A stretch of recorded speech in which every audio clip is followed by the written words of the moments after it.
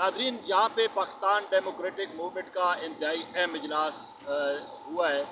इस इजलास में सबसे जो अहम बात है वो ये है कि PDM का मुस्तकबिल क्या होगा।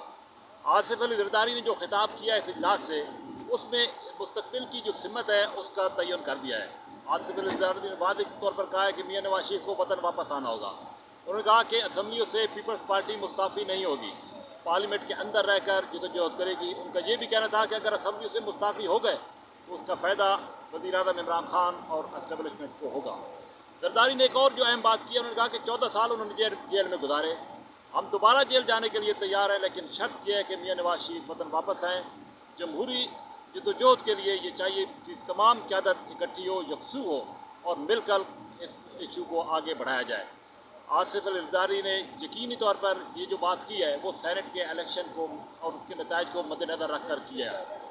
पीपल्स पार्टी के उम्मीदवार यूसुफ रज़ा गिलानी को शिकस्त का सामना 7 वोटों से करना पड़ा था और पीपल्स पार्टी के हल्कों का ये दावा है कि मुस्लिम नवाज के बाद अरकान ने उसके साथ गद्दारी की है।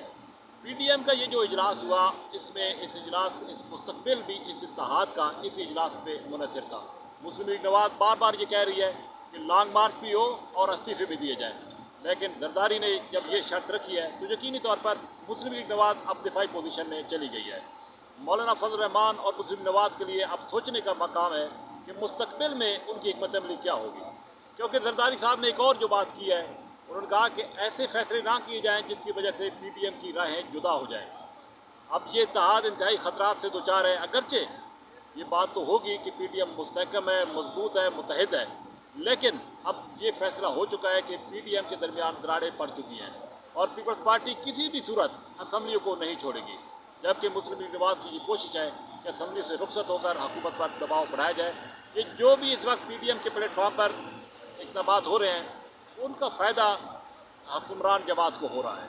लॉन्ग मार्च अगर होता है तब भी हुकूमत को किसी किस्म की कोई परेशानी नहीं होती, क्योंकि PDM के दरमियान इख्तिलाफात सामने आ चुके हैं। अगर नहीं होता तब भी हुकूमत को किसी किस्म की कोई मुश्किल नहीं होगी, लेकिन नुकसान PDM की क़यादत को और इस PDM के इत्तेहाद को हो रहा है। इसकी बुनियादी वजह यह है कि मियां नवाज शरीफ बाहर बैठकर PDM को इस्तेमाल करना चाहते हैं, PDM के कंधे पर रखकर मामलात को आगे बढ़ाना चाहते हैं, लेकिन PDM की क़यादत ये चाहती है कि मियां नवाज शरीफ वतन वापस आए। शुक्रिया।